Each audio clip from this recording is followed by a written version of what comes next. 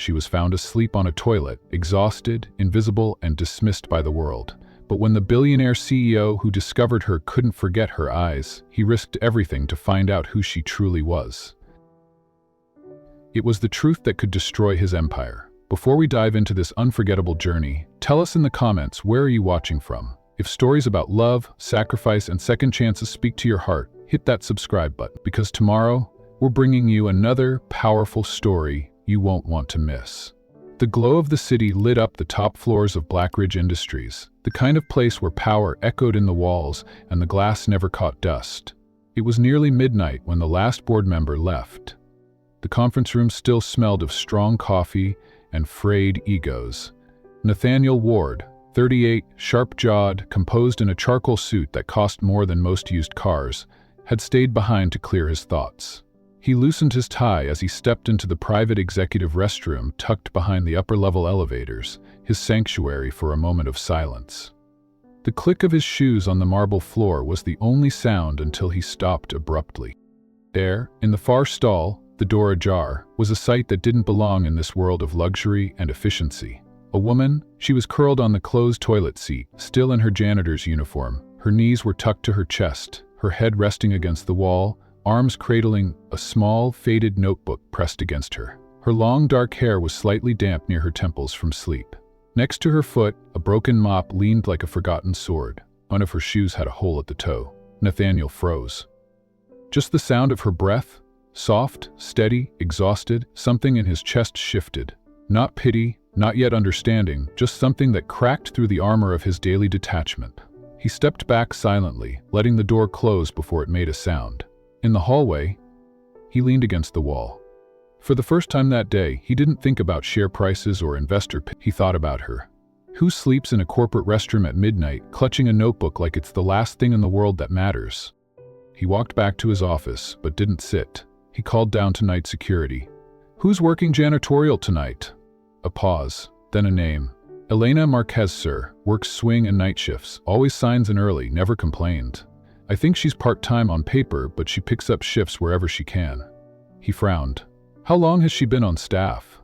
"About 4 months, officially. Sometimes she says she's just resting her eyes. Nobody's reported it. She keeps to herself." Nathaniel ended the call and stood there, staring at the skyline, his building, his empire, and within it, someone sleeping on a toilet in silence. What kind of world had he built? The next morning, he came in early. The assistant arrived before the elevator chimed with the arrival of privilege. And soups, he checked the security feed for the janitorial wing. Elena. She entered through the back, at 5:27. I.M. in the same faded uniform. She tied her hair back without a mirror, wore the same shoes with the tear. In her arms, the notebook. She placed it carefully on top of a locked supply cart, like it held something fragile. That notebook again blinked to prove the screen. That notebook again. Later that day, he stood in the hallway, where janitorial carts lined the walls and bleach hung in the air. Most executives never saw this corridor. He waited until the soft sound of wheels echoed. She turned the corner. Elena shrugged out of his arm for it. She was humming quietly. She was a tune, no words, and wiping down doorknobs with a precision that seemed unnecessary but practiced.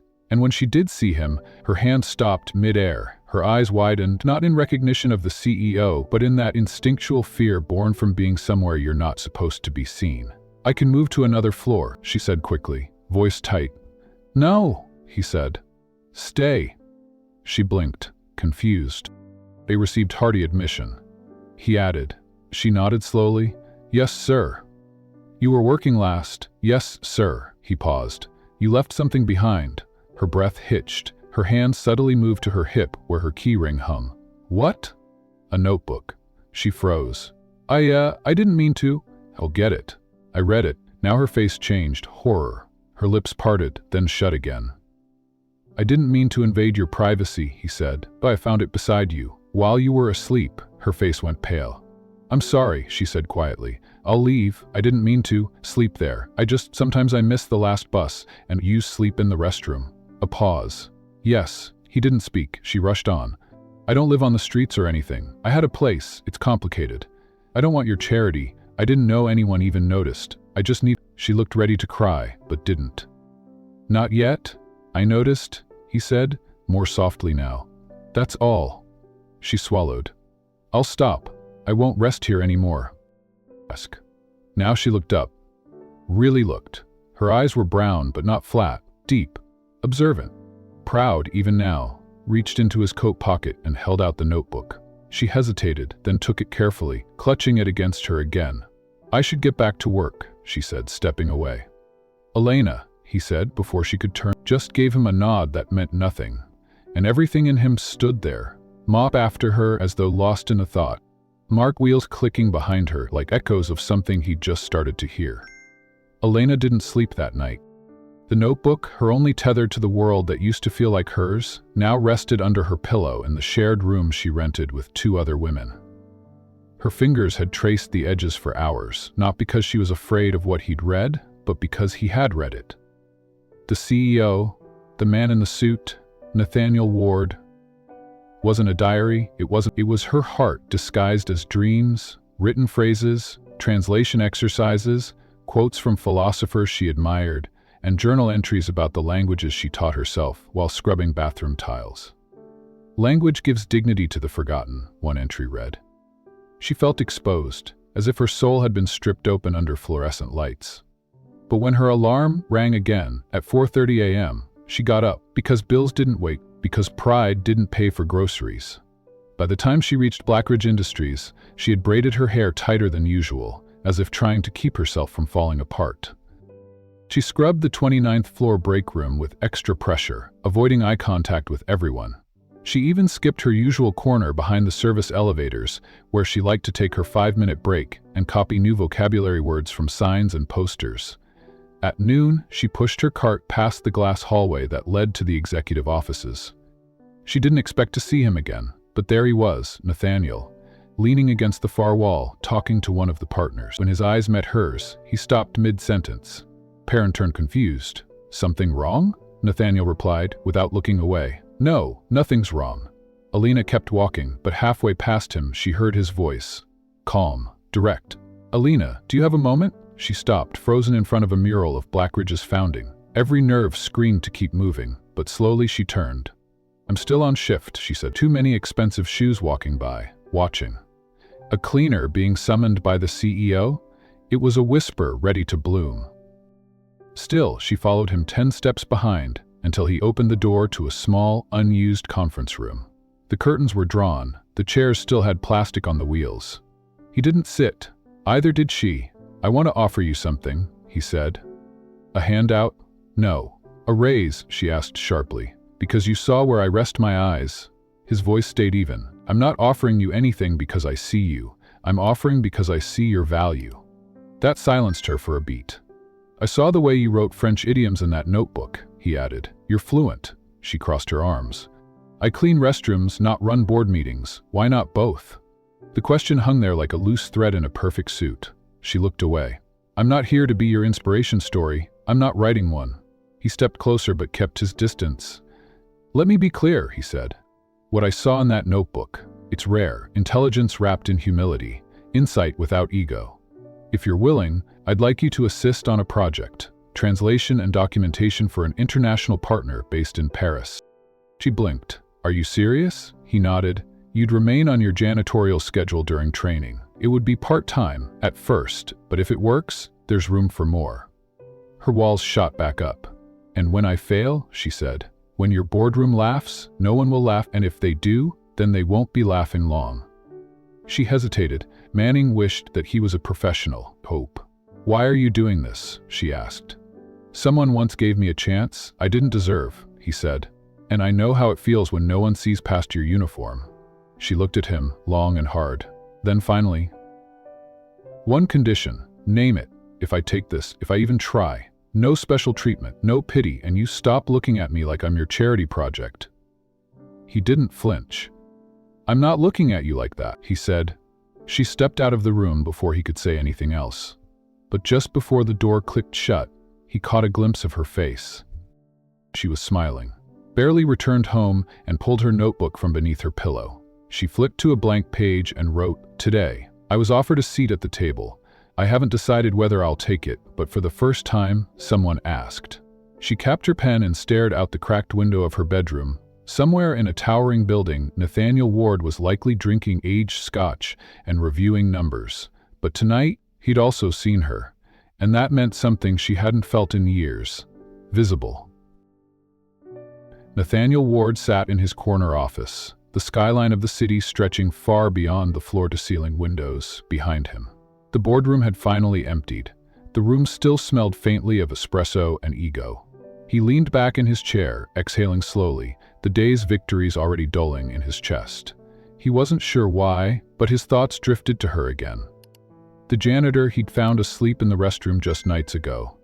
She hadn't noticed him, not then, curled like a question mark, her thin jacket pulled tightly around her, a faded notebook tucked under her arm like a secret. Since that night, he'd noticed her more. She never looked up, always quiet, always moving, always cleaning. Nathaniel had always believed he was good at assessing people, an instinct sharpened by years of mergers, negotiations, and lies. But Elena was unreadable, and that unnerved him. One morning, as he passed by the executive lounge, he paused. Through the crack in the door, he saw her standing on a stool, wiping down the gold-trimmed frame of a Latin-inscribed quote etched into the marble above the fireplace. Most people ignored it.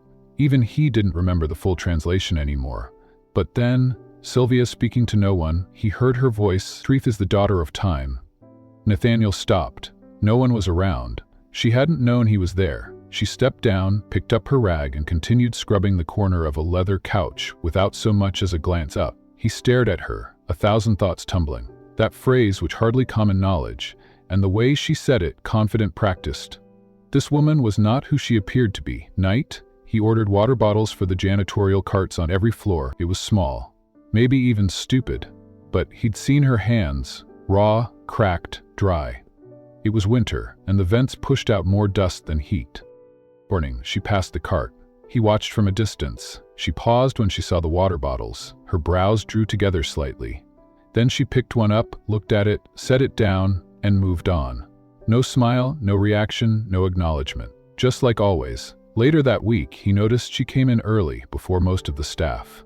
One bitter morning, snow still clinging to the curb, he saw her walking in, arms crossed tight, her thin hoodie soaked to afternoon. A navy blue scarf showed up on her cart. Cashmere. No tag, no note. Following day, it was gone. Whether she took it or not, he didn't know. Nathaniel tried to rationalize it.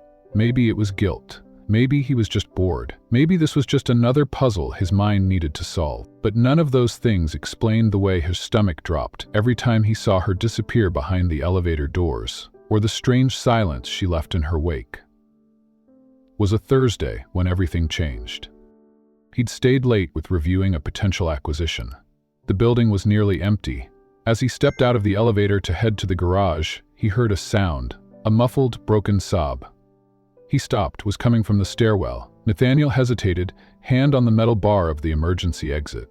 It wasn't his place. He could walk away. He should, but he didn't. He pushed the door open quietly. Her janitor uniform looked 2 sizes too big. Her hair was falling out of its bun, and her shoulders were trembling. He didn't say a word. He didn't want to startle her, or worse, embarrass her. He stepped inside and quietly sat down on the step just below hers. Not touching, not watching, just there was a quiet, the fluorescent light above flickering every few seconds. The air smelled like lemon cleaner and cold concrete. Her sobs slowly softened, became hiccups. Then, stillness, in moments, passed. She didn't look at him. He didn't look at her, but the silence between them grew heavier. Not in an oppressive way, but like shared weight, as if 2 strangers were holding the same invisible burden. She spoke. He was only 9. Her voice was hoarse, almost lost in the buzz of the hallway beyond. "My little brother," she clarified, her eyes still fixed on the opposite wall. "You've said the insurance might not cover the treatment. I tried calling the hospital billing office today. They hung up on me. Twice." Nathaniel didn't speak. He couldn't. His mouth had gone dry. She replied, "Sorry." "You don't need to hear this. I didn't come here to listen," he said finally, "but I'm glad I did." She let out a dry, humorless chuckle. "It makes one of us." Still not looking at him, she reached into her pocket and pulled out a folded paper creased and fraying. A medical bill. Thousands of dollars. Codes and charges and numbers in red. Nathaniel's jaw clenched. She didn't hand it to him, just stared at it as if it might disappear. "He's all I've got," she whispered. "I didn't even graduate. Gave it up to work. Scrub floors, empty trash. You do what you have to." He swallowed, the knot rising in his throat. "Thanks for sitting with me. But don't worry, I won't cry on your stairs again." And with that, she walked past him and out the door, her steps quiet but steady. Nathaniel remained seated, with the first time anyone had ever told him something that broke him without asking anything in return. Nathaniel couldn't sleep that night. The sound of her voice lingered in his mind. The tremble, the quiet heartbreak, the way she'd held that crumpled medical bill like it was both shield and shackle. He'd heard plenty of stories of hardship before. His foundation received hundreds of requests a week. But this wasn't a case file or a number on a ledger. This was a girl sleeping on a toilet, translating Latin, and crying in a stairwell because the world had forgotten her. He didn't want to fix her. That wasn't it. He wanted to see her, and maybe seen by her too. Next morning, Nathaniel arrived at the office earlier than usual. He stood at the glass window of his office, sipping lukewarm coffee, watching as the janitorial cart rolled into the lobby. She moved with her usual grace, quick, precise, invisible strip for uniform collar. The way her eyes flicked around a room before entering, like she was making sure she had permission to exist there. He didn't speak to her that day, or the next instant. He asked HR to pull her personnel file. Not to pry, just to understand. There wasn't much. Hired through a subcontractor, no education listed. Emergency contact was her little brother, Micah Reyes. Age 10, he closed the file envelope on her janitorial cart. Inside was a prepaid hospital gift card and an anonymous note. For Micah. No string. She found it. He watched from his office as she paused, opened it, and stared at the card for a long, long moment. Without a word, she dropped it in the trash and pushed the cart forward. Nathaniel blinked. He waited until she turned the corner, then rushed out, digging the envelope back out of the bin like a lunatic. She hadn't even taken it. He stayed late again. Part of him hoped she'd return to the stairwell, but she didn't. Instead, he passed by the employee locker room and saw her sitting alone on a bench, reading something by the dim light of a cracked overhead fixture. He didn't disturb her, but when he returned to his office, he pulled open a drawer and found a dusty old copy of The Little Prince. The French version. The corners were soft from age. He wrapped it gently in craft paper, no note this time, and left it in the locker room with her name scribbled in the corner. The next day, the book was gone. Even as he headed for the elevator, he found a piece of paper tucked into the handle of his door. Folded, plain, barely noticeable. Was a quote, in perfect handwriting, one sees clearly only with the heart. Anything essential is invisible to the eyes. Antoine de Saint-Exupéry. He smiled. Wasn't a thank you, but it was something days passed like that. Little exchange, a fresh box of gloves left discreetly on her cart. An article clipped from a magazine, The Psychology of Silent Resilience. She never smiled at him, never spoke directly, but once he passed her in the hallway, and she nodded. Just a fraction, just enough. One night it happened again. He was leaving after a late video call. The hallway lights were dimmed, the cleaning crews almost finished. It was humming. He followed it to the lower floors where the unused event space remained dark and mostly abandoned. In the shadow of the great hall's windows, Elena stood with a mop, quietly singing a lullaby in Spanish. Her voice was gentle, intimate, like she was singing only to herself. Nathaniel didn't interrupt. He just stood in the shadows and listened. "You have a beautiful voice." No signature. In its place was a folded napkin, pressed flat and weighted by a bottle of cleaner. Written in ink, "Some things are safer in silence." He read it 3 times before tucking it into his wallet. 2 weeks later, the stairwell moment happened again. Time, she wasn't crying, just sitting, silent, distant, staring at the wall like it held the answers to questions too big to name. In a washy walk at the St. Linden House Hotel she read it at. Sat beside her again, 2 words, no explanation. She broke the quiet. "He has a fever again." He nodded, not looking up. "Micah?" She hummed her agreement. "They think it might be spreading, but I don't have enough saved for the specialist, and they won't book him without a deposit." Nathaniel said nothing. Yet. "He loves astronomy," she added quietly. "Says he's going to name a star after me one day." "I think he already has," he said softly, just barely. She stood to leave, but hesitated. Why are you doing this? He looked up at her then. Because, for the first time in years, I don't want to look away. She didn't respond, just stared at him, as if searching for a lie and finding none. Then she walked away, but she left the stairwell door open behind her. Elena stared at the small envelope in her hand, her name written in looping script she didn't recognize. She glanced around the janitorial supply closet, as if someone might explain why it had been left in her locker. No one had ever written her name like that, like it was something beautiful. Like it belonged somewhere elegant. Inside was a formal invitation to Blackridge Industries. Her heart thudded. She read it twice. Then a third time. Had to be a mistake. Afternoon, she saw Nathaniel Ward walking past the East Conference Hall. He nodded to her, just slightly, not the cold, indifferent nod of a man acknowledging someone beneath him. No, this was something else. Recognition. Attendance. Elena blinked. Is this some kind of formality? You helped retrieve the archived legal doc that saved the merger, didn't you? My assistant said it was lost. You found it? I just moved a file, she said, trying not to sound small. He tilted his head. Sometimes it's the smallest things that save everything. He didn't wait for a response. He walked off, leaving her standing there, stunned and breathless. Night, a gala, among tailored suits and silk gowns, marble floors and champagne flutes. She'd been mocked for wearing the same sneakers 2 years straight. What did she possibly look like? No, she whispered to herself.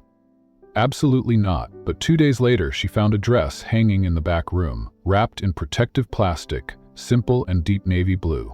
There was no note, no name, just a tag, size for size. She wanted to believe it was coincidence, wasn't. Her best friend and fellow janitor, Rosa, grinned when she saw it. You're going, Rosa said, arms crossed. I'll look like a lost waitress. You'll look like a queen who just hasn't noticed her crown yet. It took 3 days to muster the courage. The night of the event, Elena slipped into the dress in the locker room. She didn't recognize herself in the mirror. The thin straps rested gently on her shoulders, and the fabric clung to her body without clinging to her fear. She'd tied her hair back with trembling fingers. Outside the gala, everything shimmered. Lights, dresses, even the laughter. It all felt unreal. Inside, chandeliers glowed above polished marble floors. Music floated through the air like perfume. Elena's first instinct was to turn and flee, but she saw him. For a moment, the room disappeared. He walked over slowly, expression unreadable. You came. I don't belong here, she said, eyes cast down. You belong more than anyone. He offered his arm. She hesitated, then placed her hand on his forearm. He'd turned. Whispers flared like wind through dry leaves. Who's she? Isn't that the janitor? Ward's got a new pet project. Elena heard every word like glass in her shoes. She smiled anyway, a small, tired smile that very quickly turned to food. She sat next to Nathaniel, surrounded by executives discussing margins and mergers. She didn't speak. She didn't want to. Nathaniel leaned toward her, voice low and calm. You're the only real person in this room. She blinked, unsure if she heard him right. I'm sorry, she asked. Her chest tightened. She couldn't speak. Her throat was suddenly too full. Rest of the dinner blurred. She couldn't eat, couldn't relax. Every look, every whisper dug into her skin. They didn't see a person. They saw a curiosity case, a blemish on his tailored world to dessert. Elena slipped out, unnoticed. Or so she hoped. She found herself in the side garden of the hotel, alone under soft lighting and a wide night sky, and the sound of laughter echoed faintly through the windows behind her. She leaned on a low stone wall, took a deep breath, and let the hurt settle. She should never have come. You disappeared. His voice startled her. She turned to find Nathaniel behind her, hands in his pockets, the night breeze ruffling his dark hair. I needed air, she said, eyes forward again. I'm sorry. You didn't deserve that, he said softly. None of it. She finally looked at him. I'm not your project. I don't need saving. I know, he said, and he meant it. Sarif wanted to believe that, but the distance between them, between their worlds, suddenly felt unbearable. I need to go, she said quietly, already stepping away.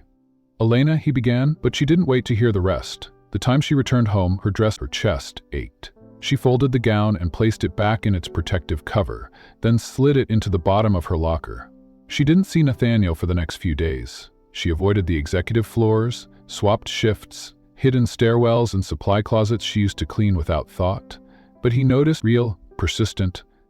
Growing Nathaniel Ward had walked through his company's halls 1,000 times, but now they felt different, quieter, as if something essential had gone missing. He didn't understand why her absence mattered so much. She was just a cleaning lady, someone most executives barely saw until the trash wasn't emptied or the floor wasn't scrubbed. But he saw her, and now that she was gone from his periphery, the space she used to fill echoed louder than he could bear. He asked his assistant, subtly, if Elena was still working her shift. The answer was yes, but she'd moved to nights and changed her floor assignments. She was avoiding him. He respected her space, but it gnawed at him. Night. After a long investor call, he stepped into the stairwell for a moment of silence. The same stairwell where, weeks before, he'd heard her muffled sobs. Time it was empty. He stood there for a while. Anyway, running his hand along the cool steel of the railing, thinking of the girl who sat there once, crying quietly, hoping no one would hear her. And he just listened. Silence between them had meant more than any boardroom deal he'd ever closed. Days passed, then a week. He sent no messages, no invitations, but on Monday morning, he left something inside the janitorial closet. A new pair of work gloves, top the rimmy, the kind that protected joints and knuckles and still let you grip delicate items. A note inside read, "No strings, just not yet," but she didn't throw them away either. Following Friday, she clocked in early. Not on purpose, it just worked out that way. The elevator to the upper floors was empty when she entered it, but just as the doors were closing, a hand stopped them. Nancy Lane stepped inside. Both froze for a heartbeat. "The door's closed," he said gently. She turned, barely, "I just wanted to thank you," making that night bearable. Her brows pulled slightly. "You were the one rescuing me from ridicule." He gave a faint, humorless smile. "I was surrounded by noise. You were the only person not trying to sell me something." She didn't know what to say to that. "I didn't invite you out of pity," he added. "I didn't assume you did," she said, a little too fast, sharper, like two people standing on opposite cliffs of the same canyon, wondering who would jump first. She stepped out. In the night, Logan sat in the stairwell again, alone. She stared at the gloves in her hands, her fingers running along the stitching. She didn't wear them, but she brought them to work now. Rosa found her later, folding towels in the laundry room. "So, what happened at the gala?" Rosa asked, grinning. "Nothing," Elena said. "Everything." Rosa raised an eyebrow. Elena looked at her. "I don't belong in that world." "Be not," Rosa said. "But maybe someone in that world doesn't belong. Without you." Elena didn't answer. Next morning, she passed Nathaniel in the corridor. He nodded, respectfully. She nodded before he received a manila folder slipped beneath the locker room door. Inside was an offer letter. An internal position, not pity. A real job. She stared at the signature. Nathaniel Ward. Explanation. No conditions. Put it away. Didn't sign it. Instead, she returned to her shift that night and cleaned the floors like always, methodically, quietly, invisibly. But the next morning, as she was leaving through the back exit, she found him waiting in a hoodie, no press, just, "Nathaniel?" He said, "I'm still thinking." She waited for him to speak again, but instead of pitching the job, he said something else. "Why do you keep coming back?" She blinked. "To work. You could have quit after that night, after the whispers, after everything. But you didn't." She looked past him, at the morning sun rising over the city skyline. "Because this isn't about pride," she said softly. "It's about survival." Something in his expression changed. She stepped past him, didn't wait for a reply. But that night, he couldn't sleep. She haunted him. Not because of her silence, but because of what it revealed. She worked like her life depended on it, because it did. And in all his luxury, he'd never truly seen that until her. She wasn't intimidated by wealth. She was indifferent to it, and that made him desperate to matter in her world. He returned to the stairwell the next night, left a thermos of coffee, just a note attached that said, "Thought you might need something warm." She didn't drink it, but the next night, when she saw him there again, this time with 2 thermoses, she sat 2 steps above him, drank in silence. And something shifted, promises. But something sparkled faintly in the air between them. Respect, cognition. The morning started like any other, Elena moving silently through the marble halls of Blackridge Industries, her janitor cart trailing softly behind her. The hum of the vacuum, the scent of antiseptic, the hush of early office lights flickering on one by one. It was her rhythm. Predictable, days earlier. She dropped it. She didn't even realize the photo had slipped out of the inside pocket of her jacket until she turned the corner and heard a quiet voice call out behind her. "You dropped this." Elena froze. She turned slowly and saw Nathaniel Ward holding the small creased photograph gently between his fingers. He wasn't smiling, just... It was that photo, the one she kept with her always. The last one of her and her father, taken hours before the fire. They stood in front of his bookstore, arms around each other, the windows boarded after a recent break-in, a sign that read, "Closed for renovation" behind them. She looked impossibly young in it. Innocent. Unbroken hands trembled as he walked toward him and snatched it back. "I thank you," she muttered, eyes low, trying to retreat. He said gently. "Who is he?" She hesitated, eyes darting toward the hallway. Her instincts screamed to run, to deflect, to bury the ache like always. But Nathaniel didn't press. He stood there, silent, giving her space, and somehow that made her want to answer. "My father," she said at last. Her voice was rough. "The man who taught me everything, how to stand straight even when the world wants to make..." Nathaniel's gaze softened. But she didn't stop. "He died 5 years ago, during a riot. Someone set fire to our shop. He went back in for an old printing of Les Miserables." Her eyes flickered, said it was one of the first editions that mattered, said stories saved lives. "I told him it wasn't worth it." Her lips trembled. "He didn't come out." Silence hung between them, heavy and it's like a remarkable man. Elena shook her head. "He was just a man who wanted a better world, and left me with a bookstore's worth of grief and a brother too young to understand any of it." Nathaniel's jaw tensed. His hands moved into his pockets, the way they always did when he was trying to keep his thoughts contained. "I lost my mother when I was 9, he said quietly. "Heart failure, quick cold. My father never really came back after that. He kept running companies, but he stopped raising me." He chuckled dryly, eyes flicking to the ceiling like he was searching for something up there. "So I started building walls before I ever knew what to protect. I figured if you don't let anyone close, they can't leave." Their eyes met, and for the first time, something shifted between them. The veil lifted, just enough. Night, Elena went home with a strange tightness in her chest. Not pain, not exactly, was the ache of being seen. Following week, she noticed little things. A fresh box of supplies in her cleaning closet, a new broom handle after hers had cracked, a perfectly folded note left anonymously in her locker. The world still needs bookstores, and Brave Daughters she knew who it was from. But she didn't say anything about it for 2 days. Brave Profile had another seizure. The hospital called her mid-shift and she ran. She forgot her ID, she forgot her coat. All she remembered was sprinting in sneakers soaked from rain, bursting into the emergency room with tears streaking her face. He was stable, but the bills weren't. Handed her the folder of updated charges and her hands shook too hard to open it. She walked home in silence, past cracked sidewalks and indifferent stairs, the weight of the future pressing against her spine. The next day, the folder was gone. In his place was a receipt, a paid stamp, initialed N. Logan's wedding. She didn't know whether to scream or cry. She waited until midnight. Then she walked up to the executive floor, somehow got past the locked doors she wasn't meant to pass, and found him in his office, alone, reading a document under the warm gold of his desk lamp. "You had no right." He slammed the receipt on the desk. "You had no rights." Her voice trembled. "Do you think I need your pity?" "No," he said simply. "I think you needed time." She turned to leave, fists clenched, but he rose and said, "I didn't do it to fix you." She paused at the door. "I did it because you shouldn't have to carry everything alone." She didn't respond. She just walked away. 2 days passed. No words, no more receipts, no calls. On the 3rd morning, he found her in the hallway, cleaning a conference room window. She didn't look at him, just kept scrubbing. "I never said thank you," she muttered. She stepped closer, cautious. "I didn't do it for thanks." She paused, then looked at him, truly looked. "You think I'm broken," shifting her burdens. Her breath hitched, and just like that, something inside her cracked and bloomed. Elena stood frozen for a moment, Nathaniel's words echoing in the quiet hallway. "Steel not fragile. Not broken, not a pity case."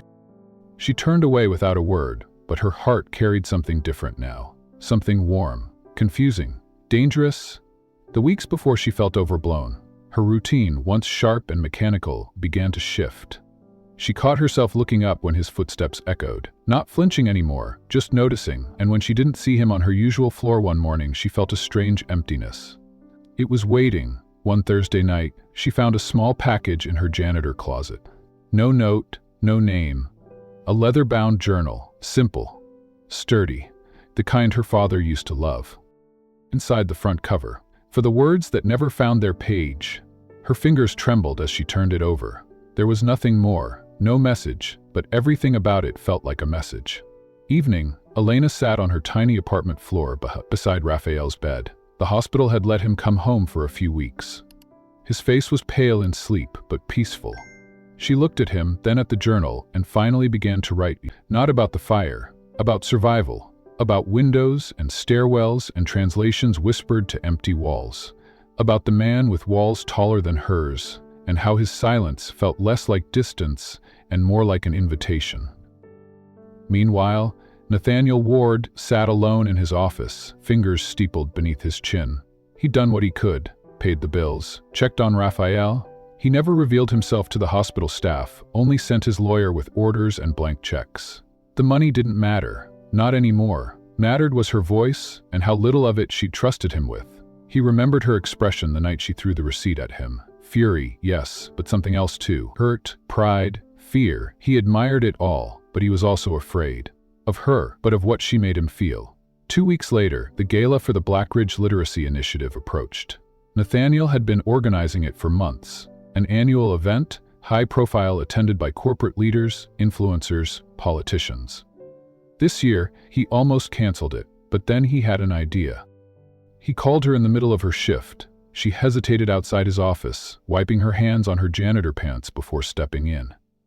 "You asked for me." Her tone was guarded. Nathaniel stood by the window, back turned, eyes on the city lights. "I did," he said. "There's a file missing from the archives, French contract. You found one like it before, remember?" She nodded slowly. "Yes. Well, I'd like to recognize that, officially, at the gala." She blinked. "When you were lying on the beach, you had prevented a deal on my father a few hours before." And Elena stared at him. "You deserve the credit." Elena stared at him. "You're using me as a human press release." His jaw twitched. "No, I'm inviting you. One night, nothing more." She hesitated. "I don't have a dress. There's one waiting in your locker," he said softly. "Only if you want it." She didn't say yes, but she didn't say no either. Night of the gala, Elena stood outside the entrance for what felt like an eternity. Dress fit perfectly. A deep navy gown that hugged her modestly but confidently. Her hair was pinned in soft curls by her roommate, and a simple pair of earrings sparkled against her neck. But nothing could prepare her for the looks she entered the ballroom. Silence fell. "That's the janitor. What's Ward thinking? She pretty? For a cleaner?" Elena kept her head high. She found Nathaniel near the stage, deep in conversation with the senator. When he saw her, he paused, then excused himself and walked over. He stopped a step away. "You came." "You asked," she replied evenly. He offered his arm. She hesitated, then walked past photographers, execs, murmurs. At their table, someone muttered, "Ward's charity case." Nathaniel heard. He turned, calm and cold. "Say that again," he said sharply. The man blinked. "Excuse me? She's not a project. She's a woman with more integrity than most men in this room." The air thickened. The man looked away. No one said another word. Later, during dinner, Nathaniel leaned toward her and said quietly, "You're the only real person here." Elena stared at her plate. Her hands trembled slightly. "Why are you doing this?" she whispered. "I'm not sure anymore." After dessert, she excused herself to the balcony. Night air was cool, clean. Her lungs ached with how much she wanted to disappear. Nathaniel followed minutes later. "You were incredible tonight," he said softly. She didn't look at him. "I don't belong here." He belonged more than anyone. "Stop." He stepped back. "I can't do this," she said. "Haven't asked you to." "But you will." "Understand what, Nathaniel? What it's like to be pitied? To be pulled into a room where I'm just background noise until someone decides I'm worth their time?" His face faltered. "I don't want your spotlight," she said. "I just want peace." He nodded once. "Then I won't bother you again." She left without saying goodbye. "Apartment," she cried for hours. Because of humiliation, because for the first time, someone saw her, and she didn't know how to carry that without breaking. But what she didn't know was that Nathaniel stood on that balcony long after she left, watching the moonlight reflect in the wine glass she'd left behind. She just waited, and somewhere deep inside him, something had begun to change. Something soft. It started with a whisper in the executive lounge, a folded tabloid tossed on the table like trash, but its headline was, "Poison. CEO sleeping with the help," screamed in bold red across the front page, above a blurry photograph of Nathaniel Ward exiting the gala beside Elena. Her head was slightly turned. Her janitor uniform peeked through the borrowed dress. The image looked like it had been snapped from the bushes. Noonit was everywhere, in hushed texts, whispered behind half-closed doors. And in the hospital, Elena's younger brother Julian sat alone in his therapy room, watching two boys point at a tablet and laugh. One of them held the screen close to Julian's. "Is that your sister?" the kid smirked. "Did she clean her way into a billionaire's bed?" Julian stared at them, cheeks red, fists clenched. He didn't speak, but when the therapist came back in, he was shaking. Blackridge headquarters. Elena felt it the moment she stepped into the elevator. The silence wasn't the same. It wasn't respectful. It wasn't the usual invisible cloak she wore to slip through the building unnoticed. Too visible. Two assistants looked up from their phones and quickly looked away. A man from legal coughed awkwardly and stepped aside. No one spoke, but their eyes did. Their judgment hung in the air like smog. By the time Elena reached the janitor's closet to begin her shift, 3 different coworkers had already asked her if she was okay. And one, Sasha from night maintenance, tried to hand her a prayer card. This was she knew. She snatched the paper from Sasha's hand, stormed into the cleaning closet, and locked the door. Her hands were trembling as she pulled out her phone. She didn't need to. It was already open, sent by 5 different numbers.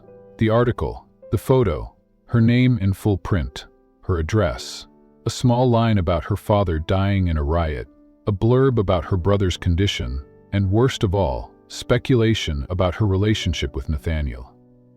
She stared at the screen, her heart hammering. Her fingers froze before they hit dial. She had to know. Moments later, she was in the executive elevator, face pale but determined. She didn't care who was watching. Didn't care that she was tracking dirt across the marble. She didn't care if security tried to stop her.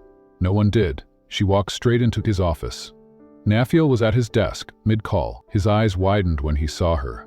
"Elena," he started, dropping his phone mid-sentence. "Did you leak it?" she asked, her voice razor-sharp. "What? The photo? The article? Did you give them my name? My story?" "Of course not." "Elena, I would never," the voice cracked. "They know about Julian, his school, my father." Nathaniel looked stunned, rising from behind his desk. "This wasn't me. I swear to you, I didn't leak anything." Tears brimmed in her eyes, but she blinked them back. "Then who did?" He hesitated. That moment of pause was all she needed. A word's just a good story, right? A poor girl, a charity case to soften your image, something to protect your seat on the board? "No," Nathaniel said firmly, stepping closer.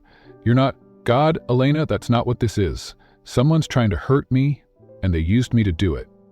Her hands curled into fists. "That's all I ever am to people like you. But she didn't let him finish. She stepped back. "I resign," she said, effective immediately. His mouth opened, but no words came out. "I don't want a check. I don't want a reference. I just want out." "Elena, don't let them win like this. They already did." She turned, walked out, and didn't look back. The time Nathaniel made it down to facilities, her locker was already empty. No photos, no uniform, not even the little notebook she carried, just a vacant metal box. Her nameplate had been removed. Her employee file was flagged as terminated. Her number? Disconnected. He stood there in the dim light of the hallway, hand braced against the row of lockers, trying to understand how everything had spiraled in just a day. He knew someone on the board had done this. He had suspicions, Miles perhaps, or Carol. They'd been gunning for him for months, but he hadn't expected them to strike through her, and he hadn't protected them. He thought he had, but wanting wasn't enough. Nathaniel walked back to his office in silence, the floor somehow louder beneath his shoes than usual. When he passed reception, a junior exec made a joke under his breath. Something about office perks. Nathaniel turned, eyes blazing. "Say that again," he said flatly. The exec paled and stammered an apology. Nathaniel didn't respond. He just walked into his office and slammed the door. Inside, he looked at the photograph still pinned to his corkboard, the one Elena had accidentally dropped. Her father, beside her, a burned bookstore behind them, and her eyes haunted, strong, brilliant. He pulled the photo down, held it in his hands. He picked up his phone, call legal, and find out exactly who accessed my calendar, my guest list, and the gala security feed. I want names, today. His voice was cold, measured because, for once, this wasn't about saving his company. It was about finding the person who hurt her, and making sure they'd never touch her again. The next morning, Nathaniel Ward walked into Blackridge headquarters wearing the same dark suit as the day before, but something about him had changed. His jaw was locked, his steps were sharp, the easy confidence that used to surround him like an aura was gone, replaced by a quiet, dangerous stillness. 9:00 a.m., the internal investigation had begun. The ones he used when acquisitions went dirty or leaks hit at midnight. They combed through server logs, phone access records, and internal emails. Noon, they had something. A board member's assistant had pulled up Elena's personnel file the night of the gala. Her emergency contacts, her old address, even her brother's school information. In any case, he knew exactly who gave the order. Miles Whitaker. For years, Miles had wanted the CEO seat. Clean suits, ruthless ambition. And now, desperation. Nathaniel slammed his hand on the desk, then stopped himself. Wasn't about revenge, was about Elena. She was gone. He had no address, no contact. Even the building manager, where she used to rent, said she'd moved out at dawn, left her key under the door, and vanished without a word. Nancy in his car across the street from the rundown building, wondering where she'd go. She had nowhere else, no family besides her brother, no rich aunt in the suburbs. He considered calling every hospital in the city, but no, she wouldn't hide where he could find her. She didn't want to be found by him anymore. Back at his penthouse, he stood in the massive kitchen that suddenly felt too quiet. The lights hummed, the wine rack gleamed, the silence pressed in. When Breeze poured a glass of water and left it on the counter, untouched, in a small studio apartment across the city, Elena sat on the floor beside a borrowed mattress, her head resting on her knees. She hadn't cried, not once, but now, with no more movement to distract her, the grief started to settle in like dust. The article. The headlines, Julian's frightened eyes. She had tried so hard to stay invisible, to survive quietly, and somehow she had ended up at the center of a firestorm. Because of him. And yet, she hadn't meant to fall for his attention. It wasn't supposed to matter that he noticed her Latin translation, or the scarf he left on her cart, or the silent way he sat beside her when she cried in the stairwell. It was just supposed to be a job. Her phone buzzed. A text, Julian, they said I can't come back until things quiet down. Her fingers tightened around the phone. She typed a response, then deleted it. What could she even say? I'm sorry the world is cruel? I didn't mean for any of this. Instead, she just wrote, I'll fix it. But she didn't know how. Nathaniel stepped into his private elevator and went straight to the boardroom. No assistant, no agenda. The room went quiet as he entered. Miles was seated at the end, sipping his usual green tea. Nathaniel didn't speak right away. He placed a thick folder on the table. That's a copy of the server access logs, subpoena ready. It shows your assistant accessed Elena's personal files the night of the gala. So, Nathaniel said calmly, I'll be calling an emergency shareholder vote tomorrow. You'll resign before that happens, or I'll go public. This is personal now, isn't it? Isles said with a smirk. You're protecting your little project. Nathaniel's voice was quiet, deadly. Her name is Elena, and she's not a project. The room held its breath. You can't fire me. I built this company with your father. Nathaniel stepped forward. Then you should have known better than to tear someone down just to get to me. And with that, he left the room. Night, the tabloids went silent. Comments were taken down, the photos scrubbed, but the damage was done. Nathaniel didn't sleep. He sat on his terrace, staring at the stars, thinking of the way Elena used to hum under her breath while the mopping late at night, of the way her fingers moved when she wrote in that tattered notebook, of the way her eyes turned hard when she was hurt, and soft when she wasn't afraid. He didn't want to fix her life, he just wanted to be in it. Next morning, he went to Julian's hospital. He brought flowers, books, asked to cover the tuition. Again, anonymously, Julian refused to see him. Hurt but not as much as the final thing Elena had left behind. A note found by Sasha, tucked into her old locker. Don't look for me. Not because I'm angry, but because I'm tired. I didn't ask for any of this. I just wanted to clean quietly, take care of my brother, and keep my head down. I didn't want to be anyone's story. It wasn't signed, but he didn't need a name. Reeve took the words 100 times, and then he folded the note, placed it in his wallet, and made a silent vow. She ever came back, it wouldn't be because he begged her. It would be because she chose to. Nathaniel hadn't spoken in 3 days. To his assistant, not to his legal team, not even to his driver. He arrived at the Blackridge headquarters every morning, sat at his office desk, and stared out the window. Sometimes, he'd open the drawer and hold the notebook, the one she'd left behind in her locker. Her name was written on the inside cover, in tidy cursive, Elena Rosario. Each page was filled with lists, quotes, notes, but the last few pages were blank, as if her story had been cut off mid-sentence. The board kept pressuring him for a response. The scandal was spiraling. The environmental issues demanded accountability, but he didn't care about the stock price. Not anymore. He replayed her words in his head every hour. I was just something to protect. Your seat. He didn't sleep, couldn't, but something was stirring beneath the stillness, a storm forming behind his eyes. On the 4th morning, he stood in front of the tall windows, staring at the sunrise, and whispered, "If you think I chose the seat over you, maybe I don't deserve either." He turned around, picked up the phone. Schedule a press conference today. It was held at noon inside the Blackridge Media Hall, cameras lining the back of the room. Reporters buzzed with speculation. Some thought he would deny the scandal, others thought he would launch a lawsuit. But no one expected what he said next. "I'm not here to defend myself," Nathaniel began. Voices shot through the room. "For loving someone below my pay grade, as the tabloids put it. But for letting a culture exist in this company where decency is seen as weakness, where dignity is mocked, where a woman can clean your floor for months and go unnoticed until she becomes a headline." Cameras flashed. "Why have you done it?" "I failed her. I failed all of you. I don't want to sit at a table that punishes compassion and rewards cruelty." And they looked. He gave them fresh hope. "I'm stepping down as CEO of Blackridge Industries, effective immediately." Gasps echoed. His PR agent nearly collapsed.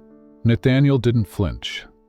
"I'm not disappearing, I'm redirecting. I've sold the company's luxury retail arm, our most profitable division, and I'm using the money to launch something new, something real." He paused. "It's called the Elena Foundation." A beat of silence passed before anyone moved. "It will fund education programs, translation services, and support networks for working-class caregivers. No one should have to sleep in a janitor's closet to survive. No one should be shamed for scraping together dignity while others step on marble floors." He stepped away from the podium, left without taking questions.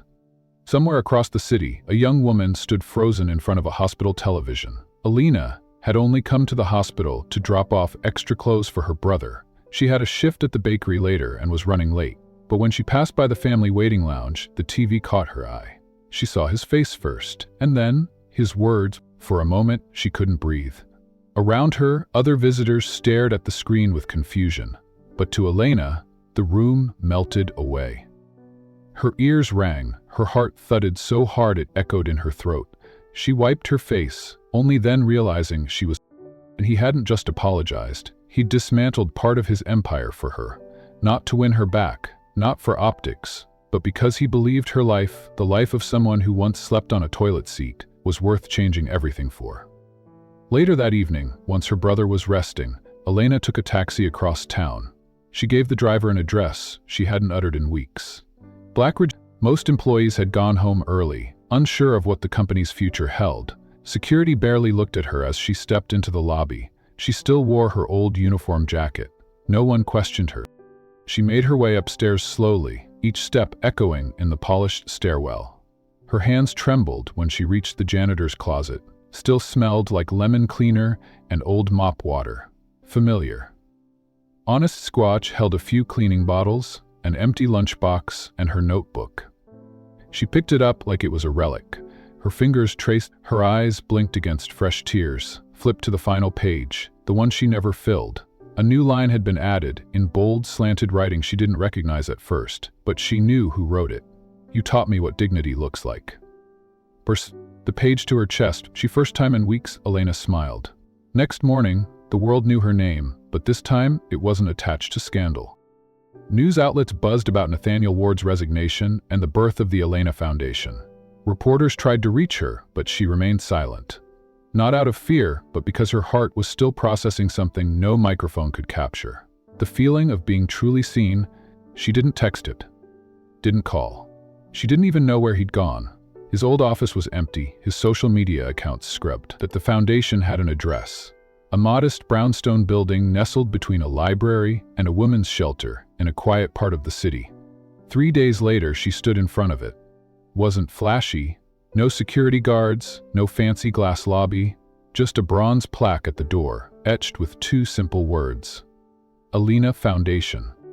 Inside, the space was filled with warmth. Shelves of books, cozy chairs, a mural painted by neighborhood kids, a welcome desk manned by a woman with gentle eyes and silver-streaked hair. "Can I help you?" the woman asked. Elena estivated, I think I inspired this place." The woman looked her over. "You're Elena." Elena nodded slowly. The woman smiled. "He said you might come." She handed Elena a folder, no name, just a navy blue cover. Inside were the foundation's mission statement, class schedules, partner programs, and a handwritten note. "Elena, this isn't for forgiveness. This is because the world needs more people like you, and I needed to become the kind of man who could stand beside one." Elena clutched the letter, chest tightening. She spent the rest of the morning walking through the building. There were classrooms set up for language education, a scholarship wall dedicated to janitorial and caregiving families, and a memorial corner with the picture of a man surrounded by burned books. Her father, Nathaniel, had somehow found the old photo below it. A brass plate read, "For every voice that was silenced too soon." She couldn't stop the old notebook again. She added a new page, one that hadn't existed before. At the top she wrote, "New beginnings." Below it, she penned a single sentence: "He moved, so I must respond." 2 weeks later, she found him in the most unexpected place. Wasn't a press conference or a gala or some sleek new business launch. It was the neighborhood soup kitchen. He was behind the counter, apron stained with chili, sleeves rolled up, laughing softly, with an elderly man who had trouble holding his spoon. Elena didn't say a word. She walked up, stood quietly in the line, and when she reached the front, their eyes met. "Elena?" She really looked. Not as the CEO, not as the man who built skyscrapers, but as someone who'd come undone and revealed himself without her needing to ask. "You've got chili on your cheek," she said softly. He laughed, broken and breathless. "I wasn't sure I'd ever see you again." "You didn't try to find me," she said, but there was no anger. "I figured the only way to earn you back was to become someone worthy of standing next to you." Silence. Elena reached into her coat pocket, pulled out a folded page. "My father used to tell me, love isn't a word, it's what you do when no one's watching." She unfolded the page. It was the note he left in her notebook. "You taught me what dignity looks like. I'm not here to say yes or no," she added, voice trembling. "But I'm here." Nathaniel swallowed hard. "That's more than I deserve." They stood quietly as the line behind her shifted. A scent of bread and soup floated in the air, but neither noticed. She stepped aside so others could be served, but didn't leave his. She grabbed an apron from the rack and tied it around her waist. Eyes met once more, and for the first time, there were no walls between them. No company, no secrets. Just 2 people, scarred, humbled, and still standing. The old rooftop was quieter now, silent, almost sacred. The city that once roared around Blackridge Industries now hummed like a distant lullaby, muffled by drizzle and nightfall. Nathaniel Ward stood near the edge, soaked, still in his suit from hours ago. The silk tie loosened, cuffs unbuttoned, a single red rose trembled in his hand as the wind whispered around him. He didn't know how long he'd waited. Minutes, maybe hours. Time no longer felt like a thing to measure. All he knew was that this was the only place he could say what he should have said long ago. Not from a stage, not in a headline, but in the rawness of open sky and rain. The door creaked. His head turned sharply, and there she was. Elena stood in the doorway in her old janitor uniform, curls clinging to her face, cheeks flushed from the stairs. In her hand was something worn but familiar. His old scarf, the one he had left on the bench weeks ago, the night they didn't speak. But everything changed. A moment they said nothing. The wind pulled at her sleeves. He stared at her like she was the only thing real in a world made of glass and noise. "I thought I was saving you," Nathaniel finally said, his voice thick, rough. "Turns out you were saving me." She blinked fast. Her lips parted, then closed again. Scarf slipped from her hands and onto the floor as she stepped forward slowly. He didn't move. He couldn't, not yet. He needed her to come to him, not because he asked, but because she chose. "You once said I was the only real person in the room," she said, her voice soft but steady. "But I didn't believe it then. I thought I was just an escape, a curiosity." His expression cracked, pain flickering behind his eyes. "I've made a career out of building walls. I called them strategies, boundaries, but really they were armor. You saw right through them." Rain poured heavier now, beating down on the rooftop tiles. Elena stopped just 3 steps from him. He pulled something from his coat pocket, a slim black box, but when he opened it, it wasn't a ring. Elena was astonished to see the small square of paper, delicately framed in glass. Elena's breath caught. It was a page from her notebook, the one he'd once seen her scribbling in during breaks when she thought no one noticed, the one she'd thought was forgotten. On it, in her neat handwriting, was a line, "Dignity doesn't require wealth, it requires choice." At the bottom, in newer ink, was a single note added by someone else. "Thank you for showing me what choice looks like." "I don't need your yes today," Nathaniel said, stepping closer. Voice break. "I don't need your forgiveness or answers. I just want your truth." Tears slipped down her cheeks, not from sadness, but from something deeper, something that had lived buried in silence for years. She dropped to her knees on the wet rooftop, mirroring him. "I never left because I was afraid of love," she whispered. "I left because I thought I didn't deserve it." She exhaled like her words shattered every wall left in him. Then she reached out and touched his hand. Rain dripped from her eyelashes as she looked up at him, her fingers still resting lightly over his. For a long, fragile moment, neither of them moved. The entire city might have vanished behind the mist and rooftops, for all they knew. All that existed was this rooftop, this silence, and 2 people finally stripped of everything except the truth. Nathaniel lifted her hand gently to his lips and kissed it, not like a prince in some grand story, but like a man who had been humbled, broken, and reborn. He held it there for a heartbeat longer than he needed to, as if memorizing the feeling. Elena's lips parted, trembling from both the cold and the emotion roaring inside her chest. She stared at the framed notebook page still in his other hand, her words staring back at her. Words she had written in pain, not knowing anyone would ever read them, let alone honor them. "You kept that?" she whispered. "Reminded me who I wanted to be," Nathaniel said. "You didn't just clean rooms, Elena. You cleared a path through my arrogance, my ignorance. You made me see again." She looked away, the words too much to carry. "You said you don't want my yes today," she said, standing slowly, raindrops trailing down her neck. "But I think I've been waiting a long time to say something." He rose with her, watching her carefully. "He asked for my truth." He nodded. "Always. My truth is, I've been alone for so long, I forgot what it felt like to be seen without fear." Her voice cracked. "But you never asked me to be anything else. You just saw me, even when I didn't want you to." Nathaniel took a step forward, holding out the rose. She stared at it. "I don't know how to promise you a future," he said, rain soaking through his shirt. "I don't know if I'll be a good man every day, but I can promise I'll never let you carry the weight alone again. Not ever." Elena's eyes fell shut, the rose pressed into her chest now like a shield and a vow. She opened them, she didn't say anything, stepped forward and kissed him. Wasn't a cinematic kiss, not the kind plastered on billboards or sold in. It was messy, wet, trembling, with all the pain and grace of 2 people who had lost and found something within each other. His hands rested on her back like she was something precious and fleeting. She gripped his shirt like she'd fall if she let go.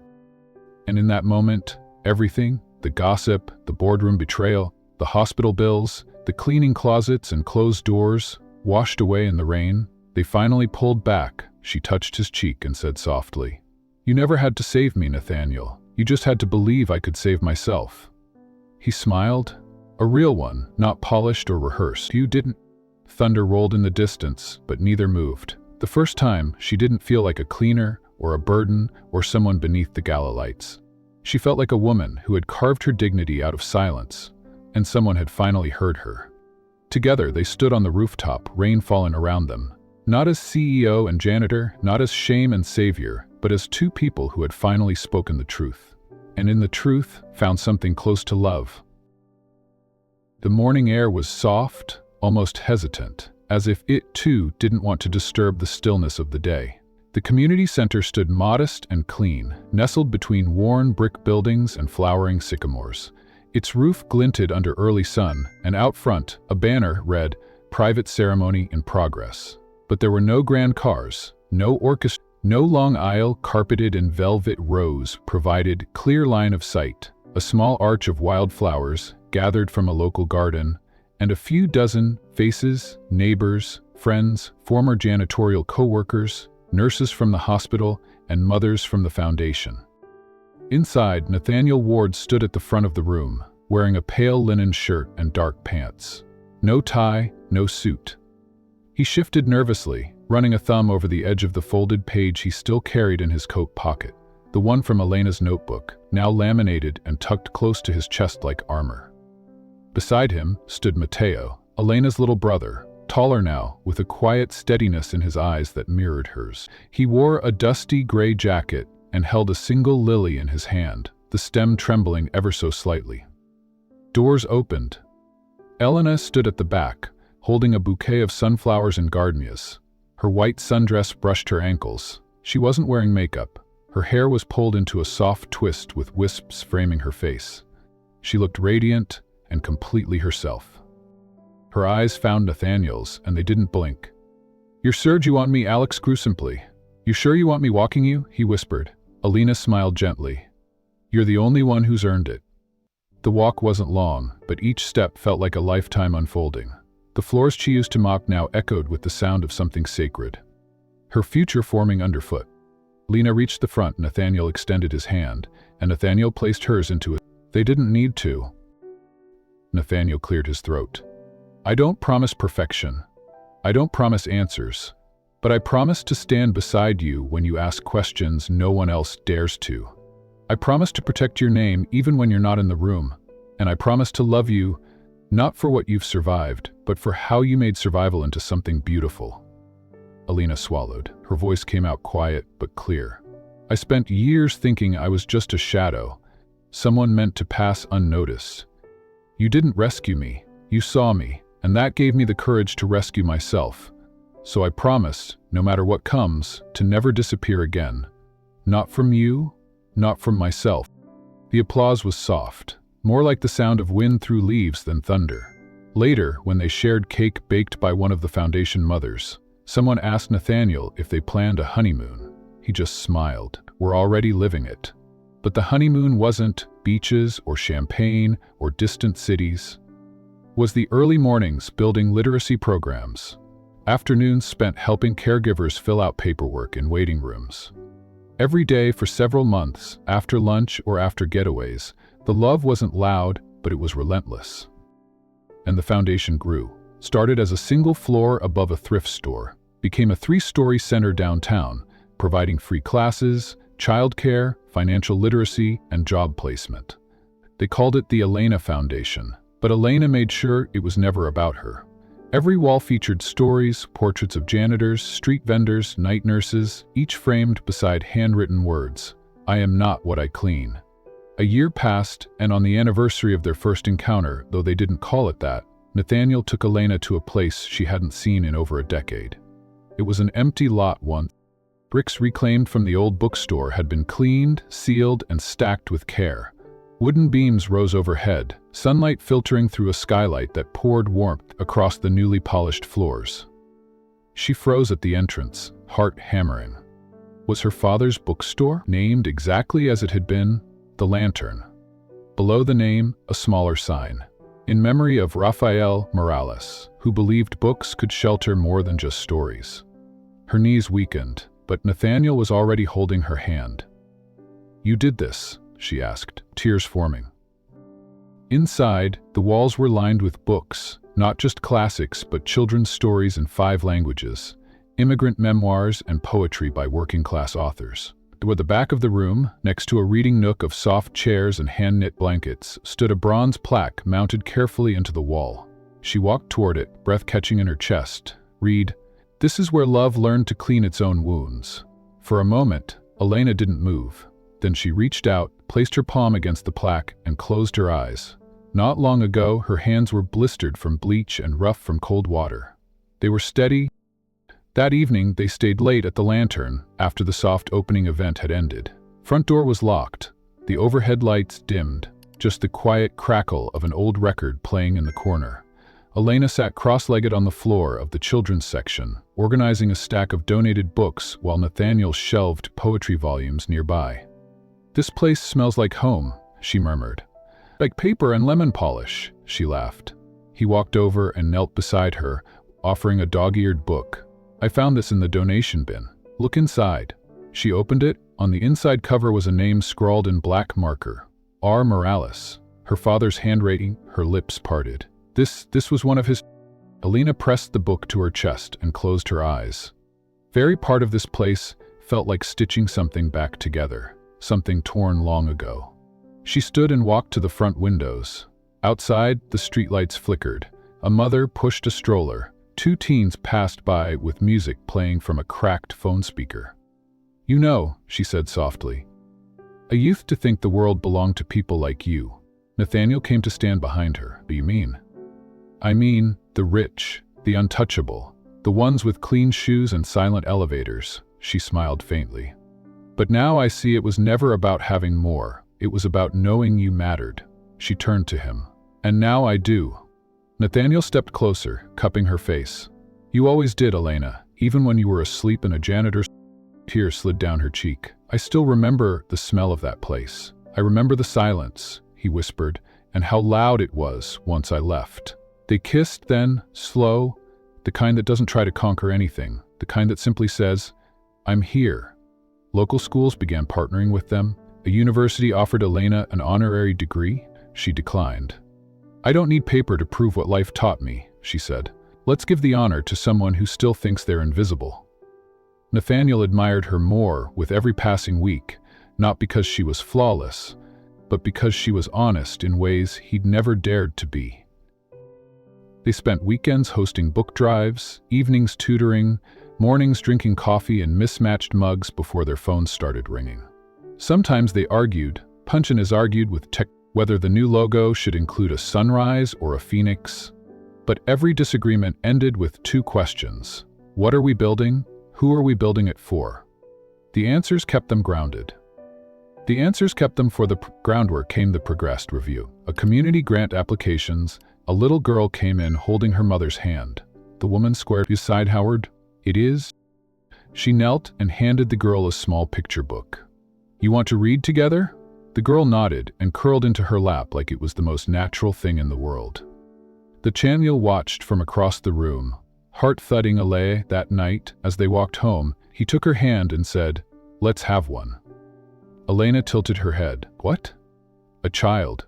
Ours. Or someone who needs us. I don't care how, I want to give someone what we never had." She looked at him for a long moment, and then said, "Yes." The future wasn't glittering or perfect. We were so worried about the future that finding one another was more important than hope. Years later, they walked through the Lantern on a Sunday afternoon with a small child trailing behind them. Brown curls bouncing, a crayon streak drawing clutched in one hand. "Mama, look, I wrote my name." Elena knelt. "Let me see." The child held up a wrinkled paper with giant wobbly letters spelling Lucia. "That's beautiful," Elena said, voice. "I think we need to hang that in the office," Lucia beamed. Her approach soothed Dave. Elena taped it to the back wall of the Lantern, next to the old plaque, and stood there a while, watching sunlight pour through the windows. Afternoon, Elena stood at the front desk, tracing her fingers over the counter.